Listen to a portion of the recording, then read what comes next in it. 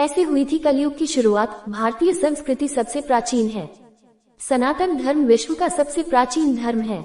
हमारे पुराणों में 4 युगों का वर्णन मिलता है, सतयुग, त्रेतायुग, द्वापर युग और कलयुग। कलयुग को एक श्राप कहा जाता है। क्या आपको पता है कि इस पृथ्वी पर कलयुग कैसे आया और कैसे हुई थी पृथ्वी पर कलयुग का शुरुआत? चलिए आज आपको हम बताते हैं। अगर आपको जानकारी अच्छी लगे तो चैनल को सब्सक्राइब करें।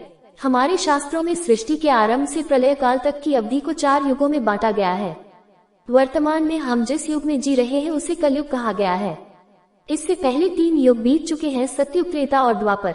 भगवान श्री राम का जन्म त्रेतायुग में हुआ था और द्वापर में भगवान श्री कृष्ण का। कलयुग के अंत में भगवान कल के अवतार लेंगे और संसार में फैले पाप और अन्याय के साम्राज्य का अंत करके पुनः धर्म की स्थापना करेंगे। रामायण में रामराज देख सभी का दिल करता है कि काश वर्तमान स्थिति भी रामराज जैसी हो जाए। क्या हम सब ने कभी इस बात पर ध्यान दिया है कि ऐसे क्या कारण रहे होंगे जिसके चलते कलयुग को धरती पर आना पड़ा? महान गणितज्ञ आर्यभट्ट ने अपने पुस्तक आर्यभट्टियम में इस बात का उल्लेख किया है कि जब वह 23 वर्ष के थे तब कलयुग का 3600 वर्ष चल रहा था। आंकड़ों के अनुसार आर्यभट्ट का जन्म 476 ईसा पूर्व में हुआ था। गणना की जाए तो कलयुग का आरंभ 3102 ईसा पूर्व हो चुका था। विश्व में मात्र सनातन धर्म ही ऐसा धर्म है जो दुनिया को ऐसी सीख देता है कि उसकी कल्पना भी नहीं की जा सकती। सबसे पूज्य धर्म सनातन धर्म है। जब धर्मराज युधिष्ठिर अपना पूरा राज्यपाठ परीक्षित को सौंपकर अन्य पांडवों और द्रौपदी सहित महाप्रयाण हेतु हिमालय की ओर निकल गए थे, उन दिनों स्वयं धर्म बैल का रूप लेकर गाय के रूप में बैठी पृथ्वी देवी से सरस्वती नदी के किनारे मिले। गाय के रूप में पृथ्वी के नयन आंसुओं से भरे हुए थे। उनकी आंखों से लगातार अश्रु बह रहे थे। पृथ्वी को दुखी देख धर्म रूपी बैल ने उनसे उनकी परेशानी का कारण पूछा। धर्म ने कहा, देवी, कहीं तुम ये देखकर तो नहीं घबरा गई कि मेरा बस एक ही पैर है, या फिर तुम इस बात से दुखी हो अब तुम्हारे ऊपर बुरी ताकतों का शासन होगा? जैसे जैसे दिन निकलते जा रहे हैं पृथ्वी पर पापियों की संख्या भी बढ़ती जा रही है। धर्म के सवाल का जवाब देते हुए पृथ्वी देवी बोली, हे धर्म, तुम तो सब कुछ जानते हो, ऐसे में मुझसे मेरे दुखों का कारण पूछने से क्या लाभ? सत्य, मित्रता, त्याग, दया, शास्त्र विचार, ज्ञान, वैराग्य, ऐश्वर्य, निर्भीकता, कोमलता, धैर्य आदि के स्वामी भगवान श्री कृष्ण के अपने धाम चले जाने की वजह से कलयुग ने मुझ पर कब्जा कर लिया है। कृष्ण के चरण कमल मुझ पर पड़ते थे, जिसकी वजह से मैं खुद को सौभाग्यशाली मानती थी, परंतु अब ऐसा नहीं है। अब मेरा सौभाग्य समाप्त हो चुका है। धर्म और पृथ्वी आपस में बातें ही कर रहे थे कि इतने में असुर रूपी कलयुग वहां आ पहुंचा और धर्म और पृथ्वी रूपी गाय और बैल को मारने लगा। धर्म के मार्ग पर ही चलकर इंसान सफलता पा सकता है।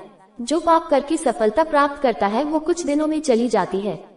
जहां पृथ्वी और धर्म वार्ता कर रहे थे, राजा परीक्षित उसी मार्ग से गुजर रहे थे। जब उन्होंने अपनी आंखों से ये दृश्य देखा तो वह कलयुग पर बहुत क्रोधित हुए। राजा परीक्षित ने कलयुग से कहा, दुष्ट पापी, तू कौन है और क्यों इस निरपराध गाय और बैल को मार रहा है? तू महाअपराधी है, तेरा अपराध क्षमा योग्य नहीं है, इसलिए तेरी मौत निश्चित है। राजा परीक्षित ने बैल के रूप में धर्म और पृथ्वी के रूप में गाय देवी को पहचान लिया था। हर पापी का विनाश करने के लिए ईश्वर ने किसी धर्मयुक्त इंसान को बनाया है। इंसान अपनी अकड़ में सब कुछ गवा देता है। जब राजा परीक्षित ने उन्हें पहचाना तो उन्होंने कहा कि हे धर्म, सतयुग में आपके तप, पवित्रता, दया और सत्य ये 4 चरण थे। त्रेतायुग में 3 चरण ही रह गए, द्वापर में 2 ही रह गया, और अब इस दुष्ट कलयुग के कारण आपका एक ही चरण रह गया है। पृथ्वी देवी इस बात से दुखी है। इतना कहते हुए राजा परीक्षित ने अपनी तलवार निकाली और कलयुग को मारने के लिए आगे बढ़े। राजा परीक्षित का क्रोध देखकर कलयुग थरथर कांपने लगा। कलयुग अपनी राजश्री वेशभूषा को उतार कर राजा परीक्षित के चरणों में गिर गया और क्षमा याचना करने लगा। मानो तो गंगा है, न मानो तो बहता पानी। बहुत से लोग कलयुग को मजाक के रूप में मानते हैं। जब कलयुग राजा परीक्षित के पैरों में गिरा तो उन्होंने भी अपने शरण में आए कलयुग को मारना उचित नहीं समझा और उससे कहा कि कलयुग, तुम मेरे शरण में आ गया है, इसलिए मैं तुझे जीवनदान दे रहा हूँ। किंतु अधर्म, पाप, झूठ, चोरी, कपट, दरिद्रता आदि अनेक द्रवों का मूल कारण केवल तू ही है। तुम मेरे राज्य से अभी निकल जाओ और फिर कभी लौट कर नहीं आना। कलयुग ने राजा परीक्षित की बात सुनकर कहा कि पूरी पृथ्वी पर आपका निवास है। पृथ्वी पर ऐसा कोई स्थान नहीं है जहां आपका राज नहीं हो। ऐसे में मुझे रहने के लिए आप स्थान प्रदान कीजिए। सनातन धर्म में ये रीत सदियों से चली आ रही है कि यदि कोई आपके चरणों में गिर के माफी मांगे तो आप सामने वाले को माफ कर दे। कलयुग के ये कहने पर राजा परीक्षित ने काफी सोच विचार कर कहा, सत्य, मद, काम और क्रोध का निवास जहाँ भी होता है, इन 4 स्थानों तुम पर रह सकते हो।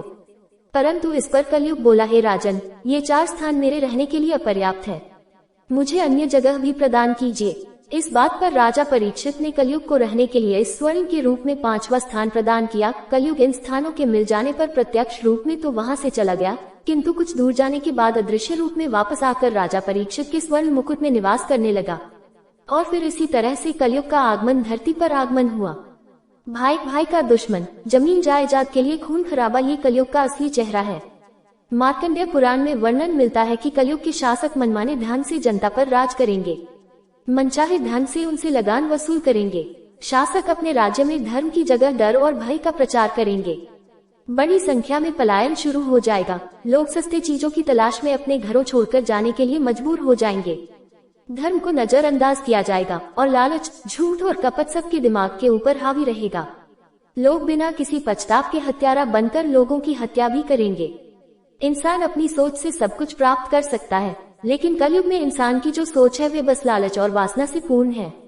संभोग ही जिंदगी की सबसे बड़ी जरूरत है। कलयुग में इस समय लोग बहुत जल्दी कसम खाएंगे और उसे तोड़ भी देंगे। लोग मदिरा और अन्य नशीली चीजों की चपेट में आ जाएंगे। गुरुओं का सम्मान करने की परंपरा भी समाप्त हो जाएगी। ब्राह्मण ज्ञानी नहीं रहेंगे, क्षत्रियों का साहस खत्म हो जाएगा और वैश्य अपने व्यापार में ईमानदार नहीं रह पाएंगे। ये सभी बातें हमारी रोजमर्रा की जिंदगी के आम सी लगती हैं। दोस्तों, कलयुग में भक्ति ही एकमात्र ऐसा मार्ग है जिसके द्वारा मनुष्य मोक्ष को प्राप्त कर सकता है। अगर आप लोगों को जानकारी अच्छी लगी हो तो सारी वीडियोस देखें और चैनल को सब्सक्राइब करें। आपका दिन शुभ हो। धन्यवाद।